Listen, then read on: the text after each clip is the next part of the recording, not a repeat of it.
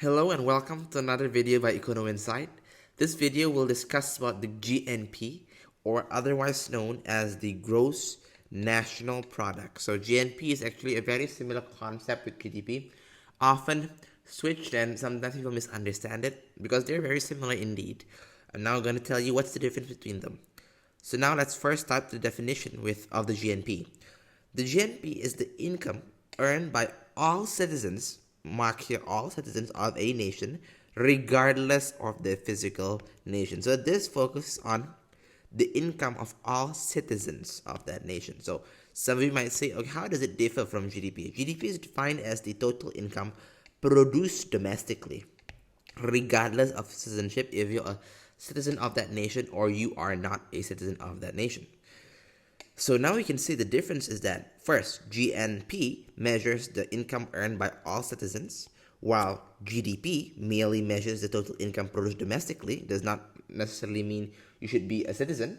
And GNP, income by all citizens regardless of their physical location, while GDP is total income that is produced domestically. So that is the difference. This difference, I will tell you later, is actually kind of minor. But yeah, you should know the difference between GNP and GDP. So let's say, I'm going to give you an example here. Let's say a citizen of country A owns an apartment complex in country B. So let's say if you own an apartment complex, chances are, of course, you'll get income from rental, let's say, right?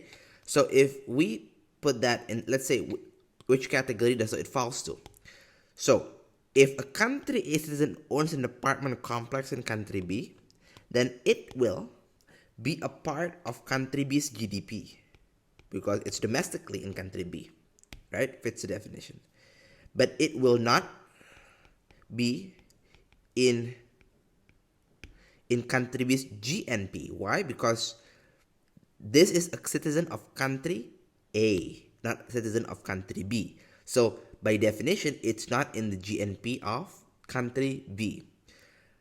Vice versa, if we see the statistics from country A, it will not be part of country A's GDP because the apartment complex is in country B. It's foreign, right? It's not domestic, like a GDP should be, but it will be part of country A's GNP because the rental income is an income given to the citizen of country A, which matches the definition here, income earned by all citizens of a nation. So that is an idea of how it works. So the equation for GNP is GDP plus bracket factor payments from abroad. This is actually and subtracted by factor payments to abroad, right? So in the scenario of country A here, it is not part of country B's GNP because this is the factor payment, the rental income will be transferred abroad to country A because the apartment complex is owned by country A citizen, right? And it will be a part of country A's GNP because it is rental income to country A. So if you see here, GNP equals to GDP minus factor payments from abroad. So people with country citizen who has assets overseas and has returns, those are factor payments from abroad to the country, and factor payments to abroad. Maybe there are foreigners who have assets in the country, that income will go out of the country. Factor payments to abroad. So GDP then plus this minus this, don't forget, from abroad minus to abroad, then you get the GNP. The GNP and the GDP, they are very similar because many countries, the factor payments from abroad and the factor payments to abroad is relatively the same size. So then it will just approximate to the GDP. It will approximate somehow the GDP, although it differs from country to country. But again, the difference is relatively small. What is most important though is that the GDP and the GNP is known to move similarly.